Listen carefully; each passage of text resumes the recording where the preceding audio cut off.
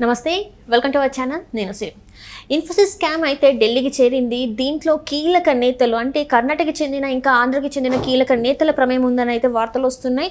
మరి వాళ్ళిద్దరి రాజకీయ భవిష్యత్తు మరి ఢిల్లీలో తీసుకునే నిర్ణయం మీద ఆధారపడి ఉందా ఏంటి అనేది మనకి వివరించడానికి మనతో పాటు ఉన్నారు ప్రముఖ senior journalist, political analyst CS Rao గారు. నమస్కారం. నమస్తే. సరే, ఇప్పుడు చూస్తున్నట్టయితే ఇన్ఫోసిస్ స్కామ్, ఈ స్కామ్లో కొంతమంది కీలక నేతలు ఉన్నారు, 2 రాష్ట్రాలకు చెందిన కీలక నేతలు ఉన్నారు అని చెప్పేసి మరి వార్తలు వస్తున్నాయి.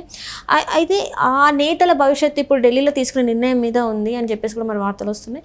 మరి ఏ నిర్ణయం తీసుకుంటారు, ఇంతకు ఆ నేతలు ఎవరు?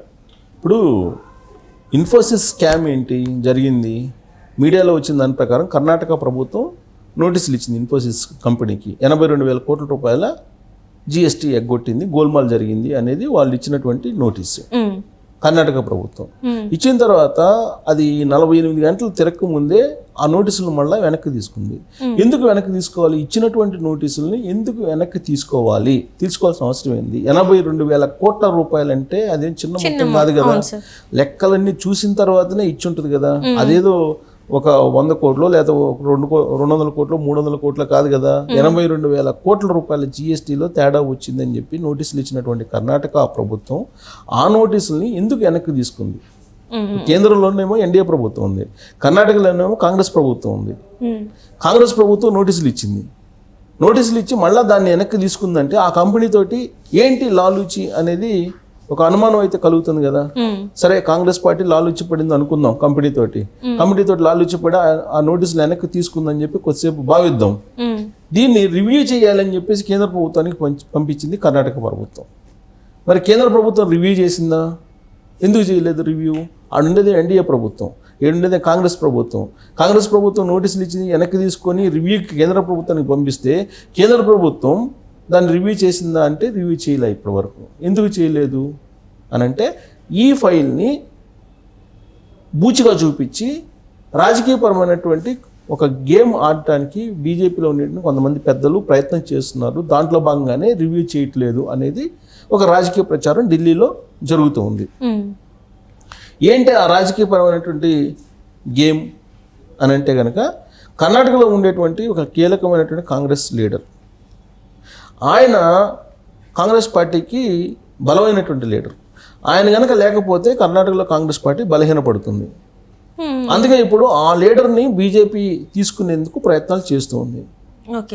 అసెంబ్లీ ఎన్నికల సందర్భంగా కూడా కర్ణాటకలో రకరకాల ప్రయత్నాలు ఆ లీడర్ మీద ED కేసులు, CBI కేసులు, ITకి సంబంధించినటువంటి దాడులు ఇవన్నీ కూడా చేయించింది కేంద్ర ప్రభుత్వం అనేది ఆ రోజు కాంగ్రెస్ పార్టీ ఆరోపించింది.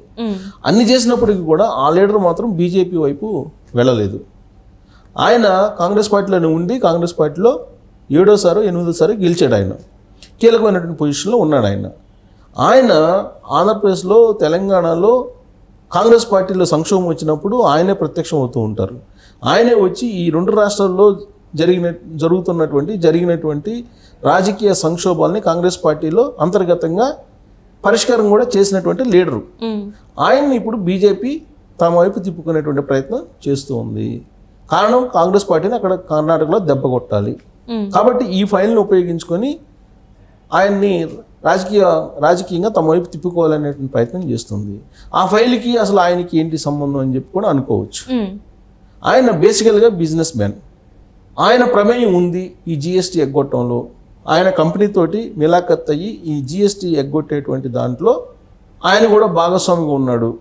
ఆయన కూడా పెద్ద మొత్తంలో కమిషన్ వెళ్ళింది అనేటువంటి ఆరోపణ ఆయన మీద ఉంది. సరే, ఆయనకి మరి ఆంధ్రప్రదేశ్లో ఉండేటువంటి కీలక లీడర్కి సంబంధం ఏంటి? అసలు ఇన్ఫోసిస్కి ఆంధ్రప్రదేశ్లో ఉండే లీడర్కి సంబంధం ఏంటి అని కూడా అనుకోవచ్చు. సో అక్కడ ఉండేటువంటి కీలకమైన లీడర్కి, ఆంధ్రప్రదేశ్లో ఉండేటువంటి కీలక లీడర్కి మధ్య రాజకీయపరమైన, వ్యాపారపరమైనటువంటి సంబంధాలు చాలా బలంగా ఉన్నాయి. వాళ్ళిద్దరూ చాలా కాలం పాటు కలిసి వ్యాపారాలు చేశారు, బెంగళూరు కేంద్రంగా చేసుకుని. సో కాబట్టి అక్కడ ఆయన చేసినటువంటి ఈ గోల్మాల వ్యవహారానికి ఇక్కడ ఆంధ్రప్రదేశ్లో ఉండేటువంటి కీలక లీడర్ యొక్క ప్రమేయం కూడా ఉంది అనేటువంటి ఒక చర్చ ఢిల్లీలో నడుస్తూ ఉంది. అంటే ఒక ఫైల్కి 2 లీడర్లు క్లోజ్ కావాలి రాజకీయంగా అనేది వాళ్ళ పాలసీ. అక్కడేమో DK శివకుమార్ని బీజేపీలో తీసుకునే ప్రయత్నం. ఆంధ్రప్రదేశ్లోనేమో ఆ కీలక లీడర్కి సంబంధించి అనేకమైనటువంటి కేసులు ఉన్నాయి. ఆ కేసుల్లో ఈ కేసు కూడా పెట్టేసి అసలు రాజకీయంగా అతన్ని లేకుండా చేద్దామా, లేదంటే ఆర్థికపరమైనటువంటి వనరులని అతని ద్వారా సమకూర్చుకోవాలా అనేటువంటి ఒక ప్రయత్నం ఢిల్లీ బీజేపీ పెద్దలు చేస్తున్నారనేది ఒకటి వినిపిస్తుంది. అసలు ఇన్ఫోసిస్కి ఆంధ్రప్రదేశ్లో ఉండేటువంటి ఆ కీలక లీడర్లకి మధ్య ఏం నడిచింది, దానికి ఆయనకి సంబంధం ఏంటి అనే దాని మీద మనం క్వశ్చన్ వేసుకుంటే కనుక ఆ కీలక లీడర్కి సంబంధించినటువంటి కుమార్తె లండన్లో ఉన్నారు. సో ఆవిడ MBA పూర్తి చేశారు. అక్కడ వ్యాపారం చేయడానికి ప్లాన్ చేస్తున్నటువంటి క్రమంలో పెద్ద ఎత్తున ఈ కార్పొరేట్ లాబింగ్ నడిపారు. ఈ కార్పొరేట్ లాబింగ్ ఎవరితో నడిపారంటే ఇన్ఫోసిస్లో ఉండేటువంటి ఒక కీలకమైనటువంటి మహిళతో నడిపారు. ఆ కార్పొరేట్ లాబింగ్ కారణంగానే ఈ GST తేడా వచ్చింది. 82,000 కోట్ల రూపాయలు GSTని చెల్లించకుండా అటు కేంద్ర ప్రభుత్వానికి, రాష్ట్ర ప్రభుత్వానికి గోల్మాల్ చేయగలిగారు. కాబట్టి ఆంధ్రప్రదేశ్ సంబంధించినటువంటి ఆ కీలక లీడర్కి సంబంధించినటువంటి కుమార్తె ఈ కార్పొరేట్ లాబింగ్లో కీలకంగా వ్యవహరించారు అనేది ఇప్పుడు అమెరికాకు సంబంధించినటువంటి కొంతమంది NRIల్లో జరుగుతున్నటువంటి ఒక పెద్ద చర్చ. దానికి సంబంధించి ఆధారాలు సేకరించేటువంటి పనిలో కూడా కొంతమంది NRIలు ఉన్నారు. అది వాళ్ళు త్వరలో బయట పెట్టేటువంటి అవకాశం కూడా ఉంది అని చెప్పి NRI సర్కిల్స్లో బాగా విస్తృతంగా జరుగుతున్నటువంటి ప్రచారం. సో ఇప్పుడు ఈ ఫైల్ కేంద్ర ప్రభుత్వం దగ్గర ఉంది. సో కేంద్ర ప్రభుత్వం తేల్చాలి ఈ 82,000 కోట్ల వ్యవహారం ఏంటి అనేది. ఇప్పటి వరకు దాని గురించి మాట్లాడలేదు. దాని గురించి నేషనల్ మీడియా మాట్లాడలేదు, లోకల్ మీడియా మాట్లాడలేదు. ఎందుకు మాట్లాడలేదు అంటే కంపెనీ తోటి టైఅప్ అయ్యారా, లాబింగ్ చేసుకున్నారా, అందుకే 82,000 కోట్ల రూపాయలకు సంబంధించిన వ్యవహారాన్ని దాచిపెడుతున్నారా? అదే చిన్న మొత్తం కాదు. పైగా ఇండియన్ కార్పొరేట్ కంపెనీ ఇన్ఫోసిస్, దానికంటూ ఒక పెద్ద డిగ్నిటీ ఉంది, దానికంటూ ఒక పెద్ద గుర్తింపు ఉంది, దానికంటూ ఒక నిజాయితీ ఉంది, దానికంటూ ఒక పెద్ద ట్రేడ్ మార్క్ ఉంది, దానికంటూ ఒక పెద్ద గుడ్ విల్ ఉంది. ఇంత పేరున్నటువంటి కంపెనీకి సంబంధించినటువంటి వ్యవహారం బయటకు వచ్చినప్పుడు దాన్ని నివృత్తి చేయకపోతే షేర్ హోల్డర్స్ దాని మీద అనుమానం పడతారు కదా. ఖచ్చితంగా ఆ కంపెనీకి సంబంధించిన షేర్ హోల్డర్స్ కొన్ని లక్షల మంది ఉంటారు కదా ప్రపంచవ్యాప్తంగా కూడా ఇన్ఫోసిస్ సంబంధించినటువంటి బ్రాంచులు ఉన్నాయి కదా. అసలు ఏం జరిగింది అనేది క్లారిటీ ఇవ్వకపోతే రేపు ఆ కంపెనీ పరిస్థితి ఏంటి, ఆ కంపెనీ షేర్ హోల్డర్స్ పరిస్థితి ఏంటి, ఆ కంపెనీలో షేర్ హోల్డర్స్ ఉండాలా లేకపోతే అమ్ముకొని వెళ్ళిపోవాలా అనేది సందిగ్ధంలో ఉంటారు కదా. దానికి క్లారిటీ ఇవ్వాల్సినటువంటి బాధ్యత కేంద్ర ప్రభుత్వం మీద ఉంది కదా. అసలు రాష్ట్ర ప్రభుత్వం ఎందుకు ఉపసంహరించుకుంది, నోటీసులు ఇవ్వడం దేనికి, ఎందుకు ఉపసంహరించుకుంది అనేది రీజన్ చెప్పాలి కదా. అవన్నీ లేకుండా దాన్ని దాచిపెట్టేటువంటి ప్రయత్నం చేస్తున్నారు. దాని ఫలితంగా ఇన్ఫోసిస్ సంబంధించినటువంటి షేర్లు ధర పడిపోతుంది. ఈ పరిణామం మంచిది కాదు. ఇప్పుడు ఎవరైతే దీని వెనక ఉన్నారో వాళ్ళని శిక్షించడమో లేదంటే అసలు వచ్చిన న్యూస్ ఫేక్ అనేది చెప్పి తేల్చడం, ఏదో తేల్చాలి కదా.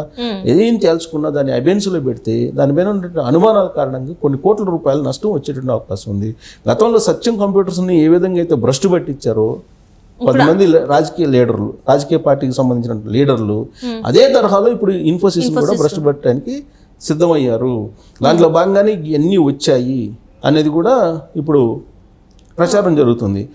ఇప్పుడు ఢిల్లీలో వాళ్ళు తీసుకునే నిర్ణయం కారణంగా అటు కర్ణాటకలో ఉండేటువంటి కీలక కాంగ్రెస్ పార్టీ లీడర్కి సంబంధించిన భవిష్యత్తు కానీ, ఆంధ్రప్రదేశ్లో ఉండేటువంటి కీలక లీడర్ యొక్క భవిష్యత్తు కానీ రాబోయేటువంటి రోజుల్లో ఆధారపడి ఉంది. సో వాళ్ళిద్దరిని జైలుకు పంపించవా, లేదంటే రాజకీయంగా తమ వైపు తిప్పుకోవటమా, లేదంటే దీన్ని ఉపయోగించుకొని ఆర్థికంగా వనరులు సమకూర్చుకోవచ్చువా, ఈ 3 అంశాల్లో ఏదో ఒకటి జరిగేటువంటి అవకాశం ఉంది. ఏది జరుగుతుంది, ఏది జరగబోతుంది అనేది మనం భవిష్యత్తులో చూడబోతున్నాం. Right. Thank you so much. Thank you.